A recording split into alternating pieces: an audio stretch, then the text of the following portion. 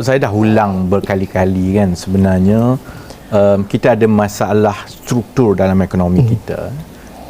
Masalah struktur ni bermaksud dari segi peralihan ekonomi kita daripada tahun 80-an, 70-an hingga sekarang, kita dah sampai ke satu peringkat yang nilai tambah dalam aktiviti ekonomi kita itu perlu satu lonjakan baru, kerana kalau kita kekal dengan aktiviti ekonomi yang kita buat selama 10, 15, 20 tahun lepas, negara-negara lain sebenarnya boleh lakukannya itu dengan lebih murah dan lebih cekap kan?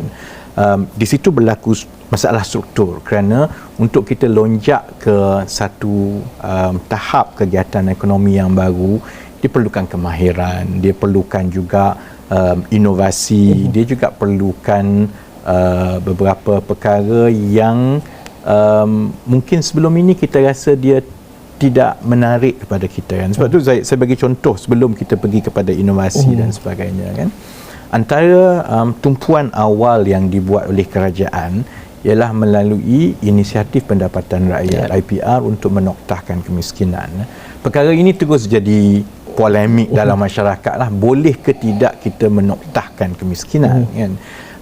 Apa yang kita usahakan ialah supaya kita ada satu ekosistem ataupun program negara yang mana apabila kita ambil yang miskin atau miskin tegar melalui program ini selama 2 tahun, mereka berjaya menyertai kegiatan penjanaan pendapatan yang berkekalan.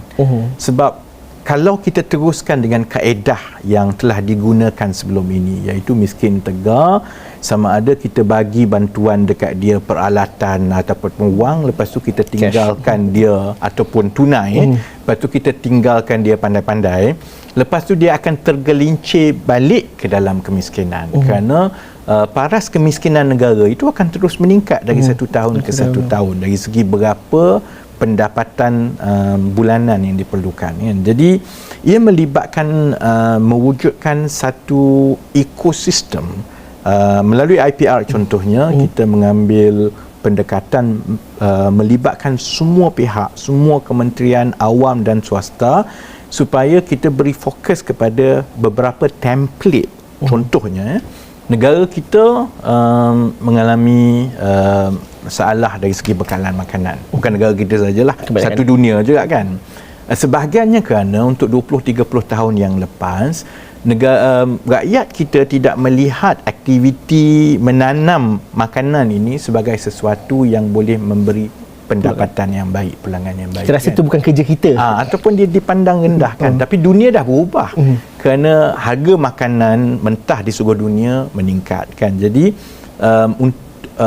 ada peluang sebenarnya mengambil yang miskin tegar ini untuk mereka kembali melibatkan diri dalam penghasilan makanan, baik bahan mentah ataupun makanan siap dalam keadaan tertentu, yang memberi pendapatan yang sebenarnya boleh mengeluarkan mereka daripada garis kemiskinan.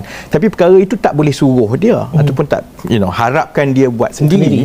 Kita perlu sediakan tanah, kita perlukan sedia infrastruktur, kita perlukan sediakan pasaran, kita sediakan teknologi, supaya dengan infrastruktur yang ada di tanah-tanah kerajaan yang dibuka di seluruh negara ini, maka kita boleh masukkan penerima-penerima ini, mereka mendapat pendapatan RM2,000-RM2,500 sebulan. Apabila pendapatan itu telah kekal, mereka ada pilihan melalui koperasi untuk mengusahakan sendiri, ataupun mereka beralih kepada penjanaan pendapatan lain yang memberi pendapatan berkekalan kan. Ini untuk satu bahagian. Sudah tentu ada bahagian-bahagian lain yang melibatkan contohnya kandungan inovasi yang lebih tinggi, kerana hanya melalui kerja-kerja sebegini, profession sebegini yang boleh menawarkan gaji yang lebih tinggi.